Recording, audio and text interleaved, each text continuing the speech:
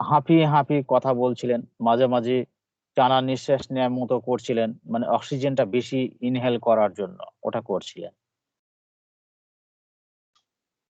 তো আমি জিজ্ঞাসা করলাম যে আপনার এটা কেমন করে হলো?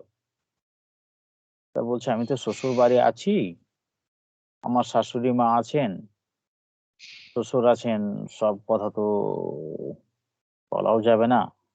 তো আমি বললাম যে সব কথা না বললে আমি ওষুধ কেমন করে দেব? তারপরে বললেন দাঁড়ান ঠিক আছে। শাশুড়ি মাকে বললেন যে আমি ডাক্তারবাবুর সঙ্গে একটু কথা বলছি। আহ, কিছু কথা রয়েছে, বাইরে থেকে আওয়াজ যাচ্ছে, তো আমি ঘরের ভিতরে গিয়ে কথা বলছি। তো ও ঢুকলো ঘরের ভিতরে, তারপরে আমাকে উনি জানালেন। তো বিষয়টা হচ্ছে ওর স্বামীর একটা গার্মেন্টের দোকান রয়েছে। তো সেখানে কতগুলো কর্মচারীও রয়েছে, ৫-৭টা। ও তার মধ্যে কিছু ছেলে আছে, মেয়ে আছে। তো ওদের মধ্যে একটা মেয়ের সঙ্গে ওর স্বামীর সম্পর্ক তৈরি হয়েছে। তো মেয়েটার সঙ্গে স্বামীর যখন সম্পর্ক সম্পর্ক তৈরি হয়েছে, তখন স্বামী এমন ভাবে সেটাকে ম্যানেজ করে যে ওর স্ত্রী মানে ওই ডাক্তার, সে এটাকে আহ, মানে কোনো রকম সন্দেহের চোখে নেয় না, কোনোভাবেই সন্দেহের চোখে নেয় না। তারপরে একদিন ওকে ডেকেছে, ওর স্ত্রীকে ডেকেছে। ওর ওর মা বাবা কোথায় গিয়েছেন, কোন ধর্মীয় মানে হিন্দু, পরিবারটা ছিল হিন্দু। তো এইবার ওর মা ওর বাবা কোন একটা ধর্মীয় স্থানে গেছেন, কোন একটা মন্দিরে পুজো দিতে। সেই দিন সুযোগ বুঝে স্ত্রীকে বলেছে আমি একটু বাইরে আদায়ে যাব, তা তোমাকে দোকানে এসে একটু বসতে হবে, একটু দোকানে বসতে হবে। তো ওর স্ত্রী দোকানে গেছে। এইবার ওর স্বামীটা বার হয়ে এসছে। স্বামীটা যখন বার হয়ে এসছে তার অনেক আগে মেয়েটা বার হয়ে গেছে। তারপর স্বামীটা বার হয়েছে, এইবার ফোনে ফোনে যোগাযোগ করে ওরা ওদের বাড়িতে চলে এসছে। বাড়ি ফাঁকা, মা বাবা নেই। হ্যাঁ, তার স্ত্রী নেই, বাচ্চা দুটোকে নিয়ে দোকানে চলে গেছে, দোকান ঠেকাতে। আর সেই সুযোগে ওরা বাড়িতে ঢুকেছে। বাড়িতে যখন ঢুকেছে তখন চারিপাশের লোকজন সন্দেহ করেছে, কানাঘোষা করেছে। এই কানাঘোষা করার পরে একটু হইচই করেছে। তারপরে যখন উম, একটা টাইমে ওর স্ত্রী যখন বাড়ি ফিরলো, তখন চারিপাশের লোকজন ওকে ধরেছে, ধরে বলছে যে এইসব নোংরামি এখানে চলবে না। কি ব্যাপার, এইসব নোংরামি মানে কি হয়েছে? যে তোমার স্বামী একটা মেয়েকে নিয়ে তোমার বাড়িতে ঢুকেছিল।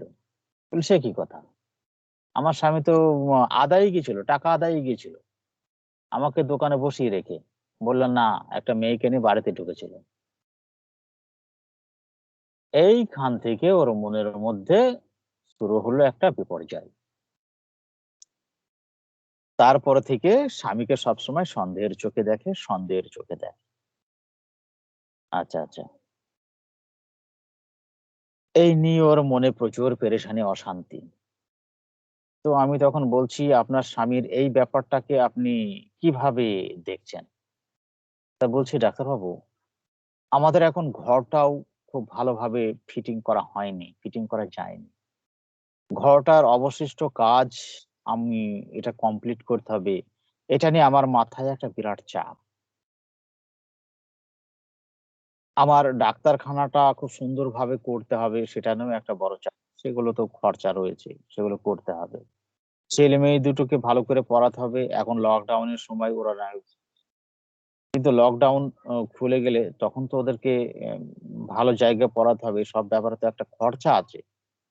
সেই খরচাগুলো ম্যানেজ করতে গেলে তাকে তো উম, সততার সঙ্গে ন্যায্যভাবে কাজ করতে হবে। কিন্তু তা করতে গিয়ে সে যদি অন্য মেয়ের সঙ্গে ফুর্তি মারতে গিয়ে টাকা পয়সা সব নষ্ট করে ফেলে, আর আগের মতো টাকা পয়সার আমাকে হিসাবও দেয় না, আর দেয়ও না, কি করে সে ওই জানে। এইভাবে যদি নষ্ট করে তাহলে আমার সংসারের উন্নতি কি করে হবে? এটা নিয়ে আমি ভীষণ দুশ্চিন্তায় রয়েছি, ভীষণ দুশ্চিন্তায়। আর মেজাজ কেমন আছে? মেজাজ তো খুব খারাপ। তো খারাপ তো আছেই। তো এই খারাপ মেজাজের সঙ্গে আপনি সবার সঙ্গে কিভাবে ব্যবহার করছেন? তা বলছে, দেখেন, আমার রাগ হলেই বা কি করব? রাগ হলেও তো আমি কাউকে কিছু বলতে পারছি না। আর রাগটা তো আমার মনের মধ্যে থাকে। আমি কাকে কি বলবো? আমার তো ওইভাবে বলার অভ্যাস নেই। আমি কাউকে বলতেই পারব না। আমার ভয় করে বলতে।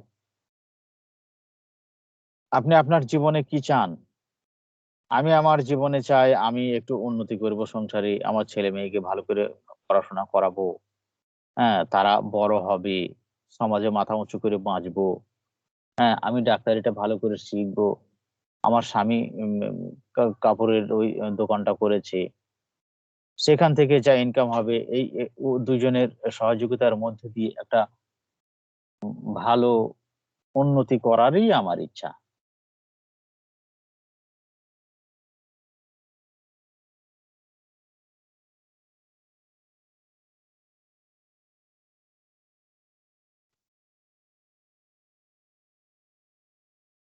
হুম।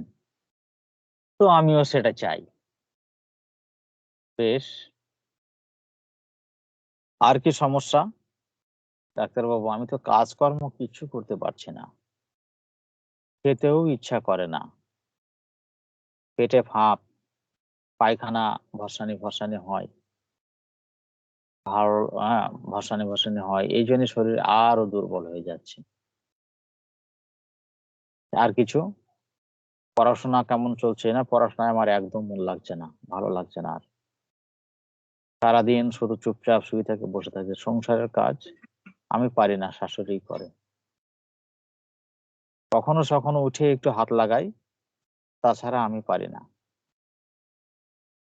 দেখছেন না, আপনার সঙ্গে কথা বলতে গিয়ে হাঁপিয়ে-ধুপিয়ে কি করছি। আমি অনেক অ্যালোপ্যাথি চিকিৎসা করেছি, পরীক্ষা-নিরীক্ষা করেছি, কোনো কাজ হয়নি। আপনার এই লাইভ অনুষ্ঠানগুলো শুনে আমার ইচ্ছা হয়েছে। তাই আমি আপনার সঙ্গে একটু চিকিৎসা নিতে চাই। ওকে আমি মেডিসিন দিয়েছিলাম। চমৎকারভাবে সুস্থ হয়ে গেছে। চমৎকারভাবে।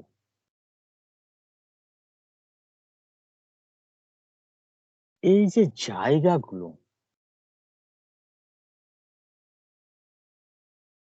এই অ্যাডাপ্টেশন এর জায়গাগুলোকে আমি ক্লিয়ার করার চেষ্টা করছি। যাতে আপনাদের সমস্ত মেডিসিন গুলো এপ্লাই করতে খুব সুবিধা হয়। মেডিসিনটা কি ছিল বলে আপনাদের ধারণা হচ্ছে? মেডিসিনটা পড়ানো হয়েছে। এটা China sir. China sir, China. কেন চায় না? তার জীবনে ইচ্ছা ছিল, সে বাধা হিন্ড্রেন্স হয়েছে। তো হিন্ডার্ড হওয়াতে তে প্যাথোলজি সৃষ্টি করছে। আর প্যাথোলজিটা হলো তার দুর্বলতা এবং সেই সাথে তার পেট ফাঁপ, হুম, গোসানি, পায়খানা। হিন্ডার্ড। চায়নার কংগ্রাচুলেশন। আরেকটা অন্যতম একটা লক্ষণ আছে স্যার, চায়না কল্পবিলাসী। সে অনেক কিছু কল্পনা আপনি করে, আপনি সুন্দর করে। আপনি এত বেশি বেশি জায়গায় চলে যাচ্ছেন কেন? একটু উপরে উপরে থাকেন না। অত গভীরে নামতে হবে না। অত গভীরে নামতে হবে না। সবাই আমরা কল্পনা বিলাসী। কল্পনা করতে আমরা সবাই খুব পছন্দ করি। আচ্ছা, হ্যাঁ, এতে আসবো। যেহেতু কল্পনা বললেন, আমাদের একটা রুব্রিক শেখা হয়ে যাক। তারপরে আমি আবার মেডিসিনটাই আসছি। কল্পনা আর স্বপ্ন দুটোর মধ্যে পার্থক্য কি? তারপর আমি ওই মেডিসিনের ভালো এই জায়গাটা পরিষ্কার করে দিচ্ছি। কল্পনা আর স্বপ্ন দুটোর মধ্যে পার্থক্য কি? দিবা স্বপ্ন স্যার আর কল্পনা কাছাকাছি, আর ঘুমের ভিতর স্বপ্ন আলাদা। সেটাই বলেন না। দিবা স্বপ্ন, কল্পনা যাই বলেন না কেন, কল্পনা আর স্বপ্ন এই দুটোর মধ্যে সুনির্দিষ্ট পার্থক্য কি? জানা থাকলে স্যার, বলবেন, না হলে আমরা শিখবো। না ওটা আপনি করে দেবেন স্যার, আমরা অতটা পার্থক্য করতে পারবো না। আচ্ছা আচ্ছা, আমি সহজ করে বলে দিই। আমি এটা হঠাৎ মনে পড়লো, এই মাঝে কোনো একটা গ্রুপে দেখছিলাম, মাইন্ড গ্রুপ, সেই গ্রুপে দেখি লিখেছেন, হ্যাঁ, তো সেখানে তো কেউ কারোর প্রতিবাদ করে না। আমাদের এখানে যেমন প্রতিবাদ করার অনুমতি রয়েছে, আমি ভুল বললে খপ করে আপনারা ধরুন, হ্যাঁ, এটা অনুমতি আছে যে আমি ভুল বললে আপনারা ধরবেন। আমার ভুল আমি বুঝতে পারবো না, আপনারা ধরলে আমার সেটা সংশোধন হবে। কিন্তু সেইখানে সংশোধন করার কোনো জায়গা নেই। কেউ ভুল ধরলে তাকে ৫ কথা শুনিয়ে দেবে। ফলে মানে তার গ্রুপে থাকতে গেলে আপনাকে মাথা হেঁট করে থাকতে হবে। হ্যাঁ, কোনো কিছু বলা যাবে না। যা বলবে মেনে নিতে হবে। এটা কি একটা শিক্ষা প্রতিষ্ঠানের কাজ নাকি, তাই? তো আমি সব জানি আর সবাই কিছু জানে না, এটা কি কোনো কথা হলো? কল্পনা হচ্ছে বিভিন্ন একটা জিনিস থেকে আরেকটা জিনিস, অবাস্তব অবাস্তব কোনো বিষয়ে একটা থেকে আরেকটা, একটা থেকে আরেকটা, এইরকম আপনার চিন্তা ভাবনা করতে থাকবে। অবাস্তব কোনো বিষয়কে নিয়ে বিষয় থেকে বিষয় অন্তরে ভাবতে থাকবে। এটা হচ্ছে কল্পনা। আর স্বপ্ন হচ্ছে কোনো একটা মানে গঠনগত ভাবনা চিন্তা নিয়ে, গঠনগত কোন কি বলবো, গঠনগত কোনো একটা বিষয়কে নিয়ে, কোনো একটা বিষয়কে নিয়ে, বিভিন্ন নয়, কোনো একটা বিষয়কে নিয়ে গঠনগত ভাবে ভাবনা চিন্তা করাকে বলা হয় স্বপ্ন।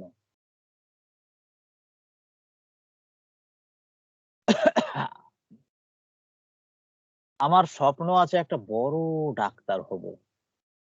কি ডাক্তার? Homeopathy doctor. এটা হচ্ছে আমার স্বপ্ন। তো হোমিওপ্যাথি ডাক্তার হবার জন্য আমার একটা বড় স্বপ্ন আছে।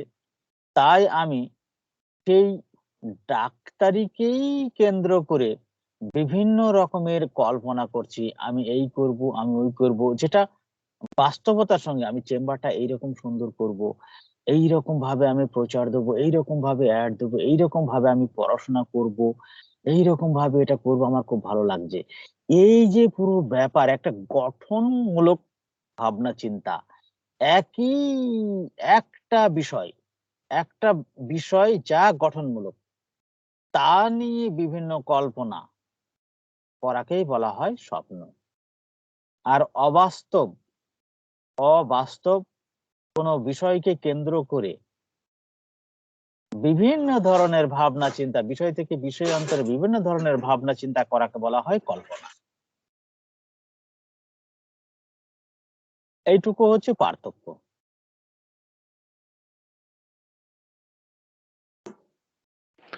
ওইটা অ্যাম্বিশনের মতো স্যার, ওই যেটা আপনার স্বপ্ন যেটা বললেন, অ্যাম্বিশনকে ফুলফিল করার জন্য যেটা হ্যাঁ, করে ওইটাই।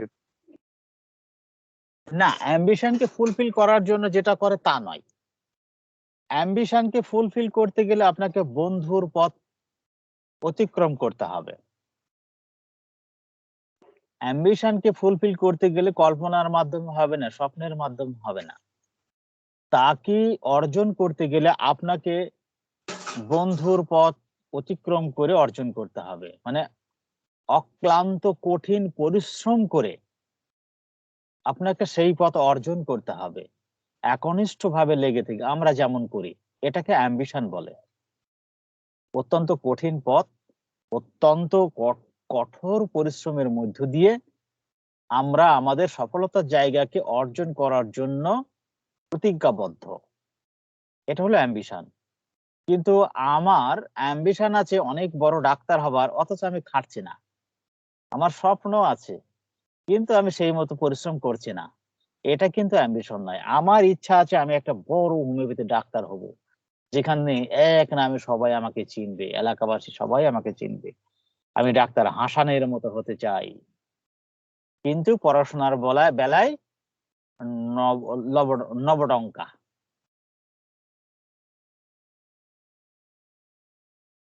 সেটা কিন্তু দেখেন, আমার তো একটা ইচ্ছা আছে, উচ্চ আকাঙ্ক্ষা আছে তাহলে উচ্চ আকাঙ্ক্ষার সঙ্গে কঠিন পরিশ্রমের সম্পর্ক, কিন্তু স্বপ্নের সঙ্গে কোনো কঠিন পরিশ্রমের সম্পর্ক নেই। এইটুকু হলো পার্থক্য, কিন্তু আপাত দৃষ্টিতে দেখতে দুটো জিনিসই এক। এবার ক্লিয়ার হলো জিল্লুর ভাই? স্যার কোশ্চেন করে তো ভালোই হয়েছে, বুঝতে পারলাম আর কি। হ্যাঁ, এই তো ব্যাপার। এইবার আমি আগের মেডিসিনে যাই, চায়না। আমি তাকে চায়না দিয়েছিলাম। এখানে তার প্রেজেন্ট স্টেটটা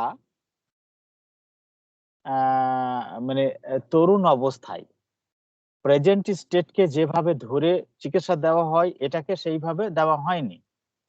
যেহেতু এটা আপনার তরুণ অবস্থার চূড়ান্ত উচ্ছ্বাস ছিল না, তার স্বভাবগত বৈশিষ্ট্যটাই হচ্ছে চায়নার। আপনারা যে বলতে পারলেন, মানে চমৎকার লাগলো। ওকে আমি চায়না দিয়েছিলাম, কিন্তু প্রচুর ডাক্তার তাকে চায়না দিতে পারেনি। তো এইখানে এখন আপনাদের যদি বলা হয়, ধরুন হিন্ডার আপনি জানেন না, কিন্তু এই পরিস্থিতিটাকে ভালো করে জানেন, তাহলেও কিন্তু আমরা চায়নাকেই ব্যবহার করব। এখানে কেউ যদি বলে রুব্রিক বলুন, তখন বলবো যে না, রুব্রিক জানে না, কিন্তু পরিস্থিতিটা চায়না। চায়না এরকম মানুষ, তার এরকম ইচ্ছা থাকে। তো তার ইচ্ছাতে যখন বাধাপ্রাপ্ত হয়, তখন মানে তার ইচ্ছাকে অর্জন করার পথে যখন বাধাপ্রাপ্ত হয়, তখন সেটাকে হিন্ডার্ড বলা হয়। আর হিন্ডার্ড হলে সে পছন্দ করে না, তখন সে বিরক্ত হয়। আর বিরক্ত হলে ওই সময় সে অসুস্থ হয়। আর অসুস্থ হলে সে কোয়াইটলি থাকতে চায়, শান্তভাবে থাকতে চায়। কোয়াইট ওয়ান্টস টু বি, কিন্তু এই বিরক্ত হয় বটে, কিন্তু বিরক্ত হলেও সে মুখে কোনো কথা বলতে পারে না। বিরক্ত হলেও সে মুখে কোনো কথা বলতে পারে না। একটা হচ্ছে ভয়ে বলতে পারে না, আর 2 নম্বর হচ্ছে মোরালিটির কারণে বলতে পারে না। সেনসিটিভ টু মোরালিটি, এটা চায়নাতেও রয়েছে। দুটো কারণে চায়না প্রকাশ করতে পারে না। একটা হচ্ছে ভয়ে, আর 2 নম্বর হচ্ছে মোরালিটি। তো এখানে মোরালিটিটা কিভাবে ব্যবহার হচ্ছে? মোরালিটি ব্যবহার হচ্ছে এইভাবে যে ওদের সঙ্গে আমি খারাপ ব্যবহার করলে লোকে কি বলবে, লোকে কি বলবে, আর ওদের সঙ্গে এরকম খারাপ ব্যবহার করা উচিত নয়। কিন্তু বিষয়টা হচ্ছে, আমি যখন ওদের সঙ্গে ভালো ব্যবহার করব, তখন ওদেরও উচিত আমার সঙ্গে ভালো ব্যবহার। এখন মানে চায়নার এই রকমের বক্তব্য আছে। এই সমস্ত বক্তব্যগুলো ধরে অনেক সময় ইগনেশিয়ার ছোঁয়া পাওয়া যেতে পারে, ইগনেশিয়ার ছোঁয়া।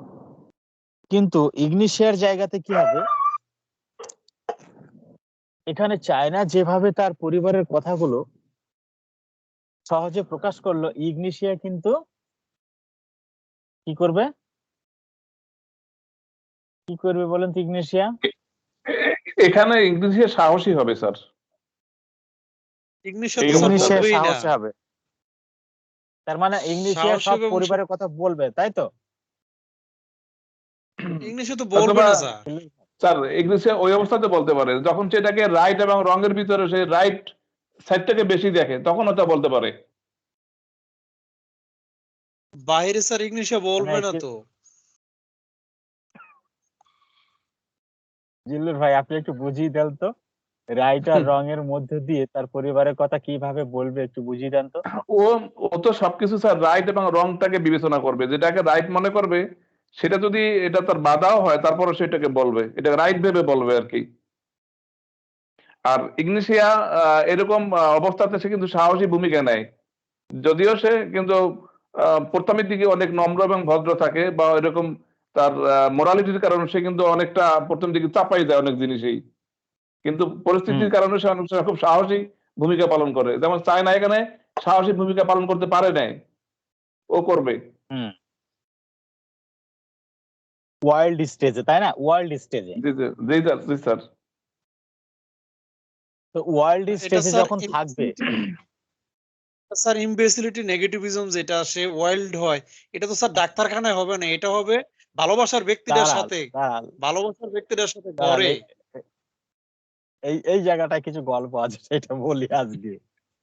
এই জায়গাটা একটু গল্প আছে, সেটা হচ্ছে কোনো মানুষ যখন ওয়াইল্ড হবে তখন তার আচরণটা ওয়াইল্ডের মতন হবে তো, নাকি আপনার ওই ল্যামের মতো হবে, সেইটা আগে শুনি। আচরণ ল্যাবের মতো হলে তো স্যার ওয়াইল্ড বলবেন কেমন করে তাকে? তাহলে এই মেয়েটা কিভাবে বললো? এখানে তো একটা জিনিস বলি, এইগুলো হচ্ছে একটা জিনিস আমি বলি, আপনি যে কথাটা বলেছেন সেটা ঠিক। একটা টাইমে গিয়ে সে বলবে, রাইট অর রং হিসাব করবে, হিসাব করে সে বলবে, কিন্তু সেই স্টেজটা কখন আর কিভাবে, সেইটা এবার আমি বলি। কেননা প্রতিটা ব্যক্তি তার স্বভাবের অনুকূলে প্রতিক্রিয়া ব্যক্ত করে।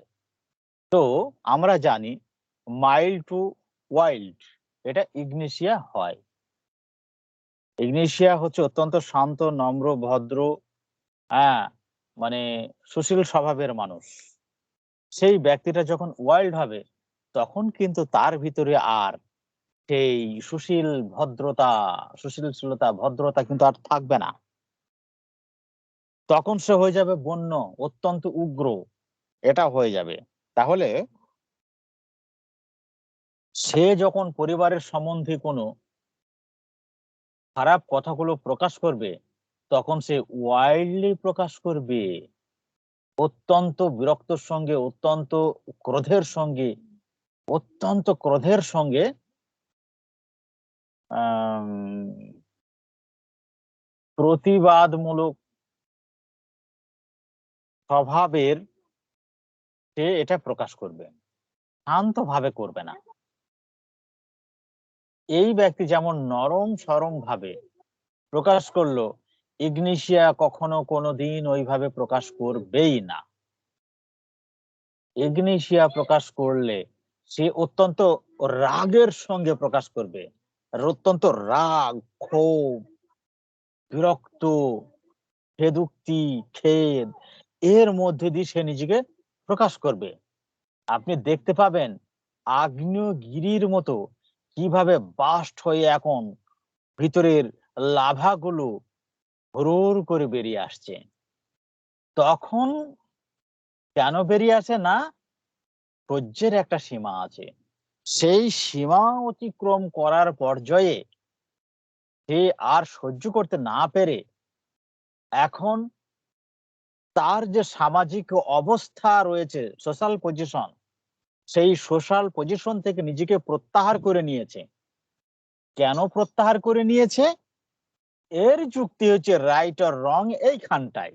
কেন প্রত্যাহার করে নিয়েছে? না, আমি এতদিন সহ্য করেছি ডাক্তারবাবু, আমি এতদিন সহ্য করেছি, আমি ভেবেছিলাম আজ ঠিক হবে কাল ঠিক হবে, তাই আমি কাউকে কোনো কথা কোনোদিন বলিনি, কারোর সঙ্গে কোনো খারাপ কথা বলি, খারাপ আচরণ করিনি। কিন্তু আমার এই ভদ্রতাকে দেখে তারা দুর্বলতা ভেবেছে। এখন আমি পরিষ্কারভাবে বুঝে গিয়েছি যে ওরা অত্যন্ত পরিকল্পিতভাবে আমার পিছনে লেগেছে।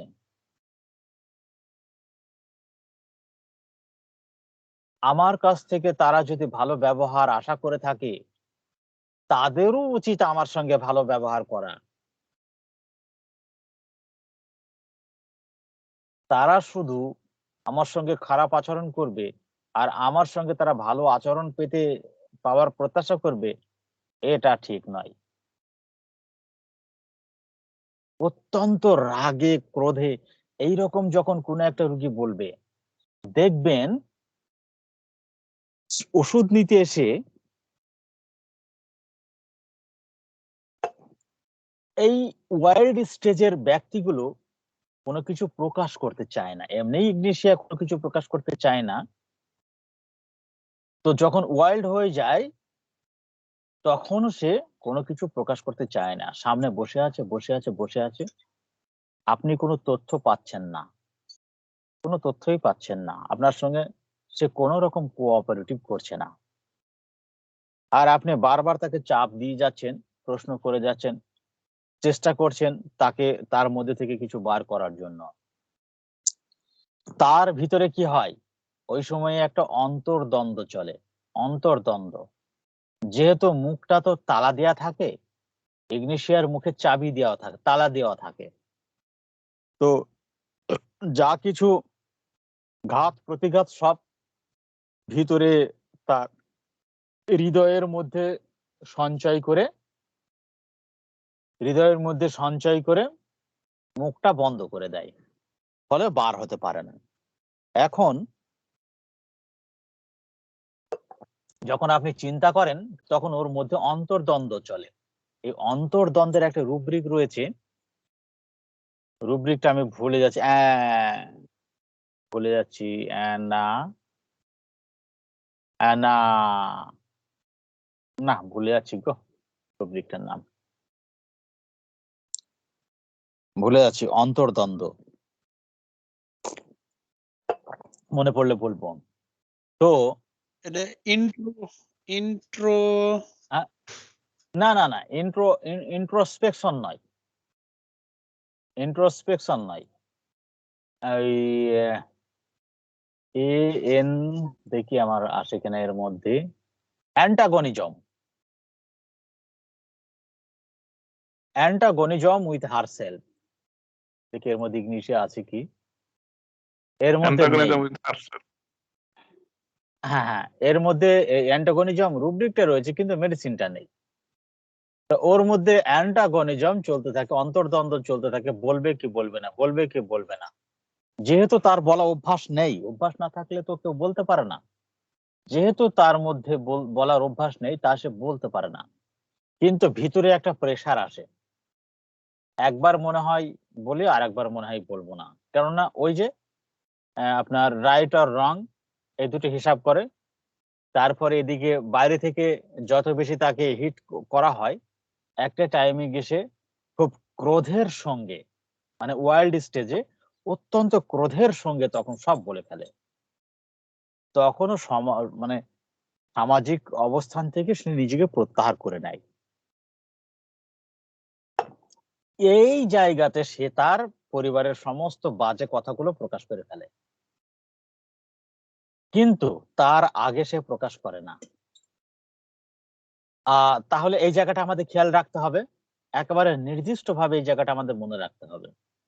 তো এই ওয়াইল্ড সাধারণত, মানে অধিকাংশ ক্ষেত্রে ওয়াইল্ড ইগনিশিয়া হয় না, সাধারণত ও হয় না, ও শান্তই থাকে। তো শান্ত যখন থাকে, তখন সে রাইট আর রং হিসাব করে, হ্যাঁ, পরিবারের খারাপ পরিস্থিতি হলেও সে সঠিক মনে করে বলবে, এটা কখনো ইগনিশিয়া বলে না, খারাপ ব্যাপারটা বলে না। সে সবসময় নিজেকে হাইডিং করে এইখানে। ঠিক আছে ডাক্তারবাবু, না কোনো সমস্যা নেই, সব ঠিক আছে, সব ঠিক আছে, তো মাঝে মাঝে টানা নিঃশ্বাস পড়ছে কেন? এই দেখেন অবজারভেশন, এটা মনে রাখতে হবে। সবই ঠিক আছে, তো মাঝে মাঝে টানা নিঃশ্বাস হচ্ছে কেন? সবই ঠিক আছে, তো আপনার রাতে ঘুম হয় না কেন? সবই ঠিক আছে, তো আপনি ভালোভাবে খেতে পারেন না কেন? তার মানেই তো কিছু রয়েছে, সেটাও বলতে চাইছে না। অথচ কাজে কর্মে আপনি দেখলেন, আচার ব্যবহারে সে অত্যন্ত দায়িত্বশীল, অত্যন্ত দায়িত্বশীল, অত্যন্ত দায়িত্বশীল।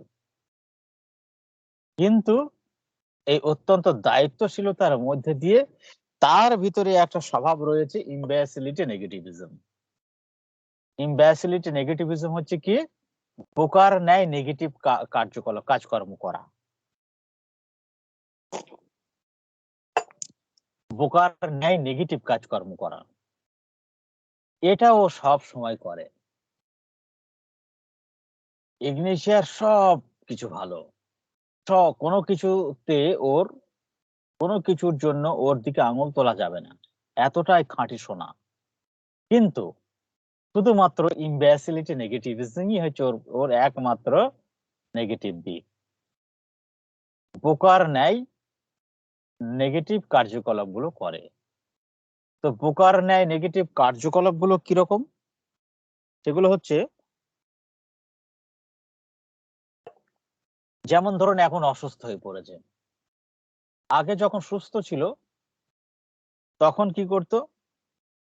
স্বামী অফিস থেকে বাইরে আসবে কি মাঠে থেকে বাইরে আসবে বা কোনো কাজের জায়গা থেকে বাইরে আসবে, আসার সঙ্গে সঙ্গে জল দেওয়া, বাতাস করা, মানে তার প্রয়োজনীয় যে জিনিসগুলো সঙ্গে সঙ্গে যোগান দেওয়া ছিল তার কাজ। এখন সে অসুস্থ হয়েছে অথবা মানসিকভাবে সংঘাতে পড়েছে, তাই সে চুপচাপ শুয়ে আছে। সে জানে তার হাজবেন্ডের বাড়ি আসার সময় হয়ে গেছে।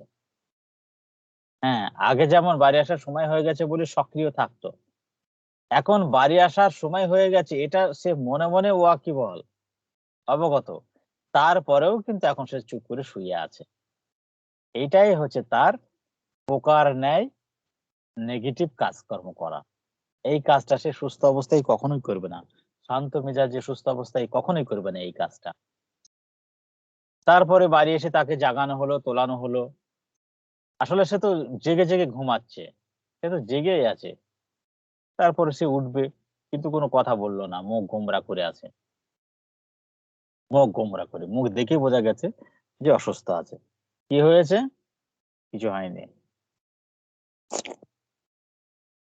তবে ওরকম করে আছো কেন? এমনি, কিচ্ছু বলবে না, সব ভিতরে রয়েছে। কেন ওই রকম আছে? না সকালে কখন একটুখানি মতনৈক্য হয়েছে, যেটা সারা সে লালন করছে, সারা দিন সে লালন করছে, তার ভিতরে আন্দোলন সৃষ্টি হয় সারা দিন, তার ভিতরে আপনার আন্দোলিত হতে থাকে সারাক্ষণ, একই কথা বারবার বারবার বারবার তাকে আঘাত করতে থাকে। এই কথা বলতে পারলো, এই কথা বলতে পারলো, এ কথা বলা তার উচিত হয়নি, এরকম আচরণ করা তার উচিত হয়নি। ইগনিশিয়া রুগীরা উচিত, ঠিক, অন্যায় এই সমস্ত কথাগুলো সব থেকে বেশি বেশি বলে। যত মেডিসিন আছে তার মধ্যে এই শব্দগুলো সব থেকে বেশি ব্যবহার করে ইগনিশিয়া। এটা হওয়া উচিত, এটা উচিত হয়নি, এটা করা ঠিক, এটা করা ঠিক হয়নি, এটা অন্যায় হয়েছে, এটা ন্যায্য নয় বা এটা ন্যায়, এই জন্য উচিত, ঠিক, ন্যায়, অন্যায়, এই শব্দ কটা সব থেকে বেশি বেশি ব্যবহার করে ইগনিশিয়া।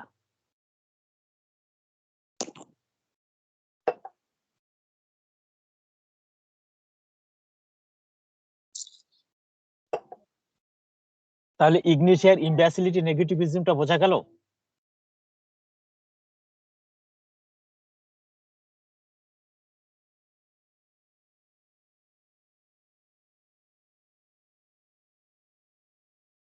হ্যাঁ স্যার, বোঝা গেছে। ইম্ব্যাসিলিটি নেগেটিভিজম ওইভাবে করে ওরা।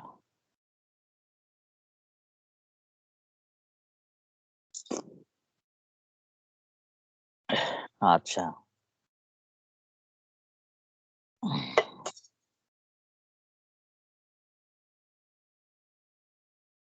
একটা পেশেন্ট